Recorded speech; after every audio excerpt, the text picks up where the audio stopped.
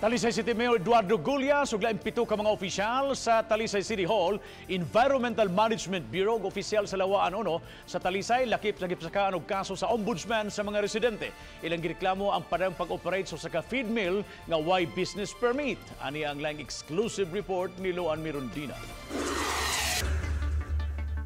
Kalapasan sa Republic Act 6713, Code of Conduct and Ethical Standards of Public Officials and Employees, kalapasan sa Republic Act 1319, Anti-Graft and Corrupt Practices Act, kalapasan sa Clean Air Act of 1999, ug kalapasan sa Comprehensive Zoning Ordinance of the City of Talisay. Kini ang gisangat nga mga reklamo ngadto sa buhatan sa Ombudsman, batok nila ni Talisay City Mayor Eduardo Gulias, EMB7 Regional Director Engineer William Cuñado, Lawaan Uno Barangay Captain Joel Cabo, ang 5 ka mga sakop sa zoning board sa Dakbayan ug ang gitumbok nga tag-iya sa feed mill. Si Dr. Gary Lapinid, kinsa mo'y spokesperson sa apektadong residente, miduso sa reklamo ngadto sa buhatan sa Ombudsman niadtong Miyerkules sa hapon. In spite sa wa ganin siya business permit, pero padayon lang gihapon nag-operate.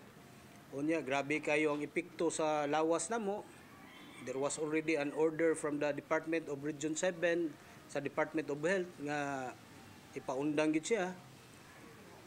Pero wa gihapon, so we have no other options but to file the case.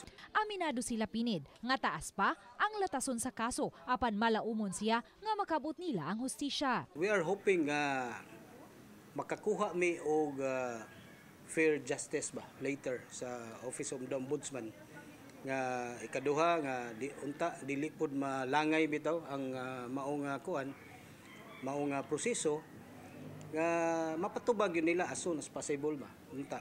Si Talisay City Mayor Eduardo Gulia sa iyang bahin mitataw nga wa pa siya makadawat sa kopya sa reklamo busa di pa siya magkakomentaryo kabahin niini. Wa pa ko makadawat but I would like to know unta unsay cause of action against LGU para matubag sad sa Talisay.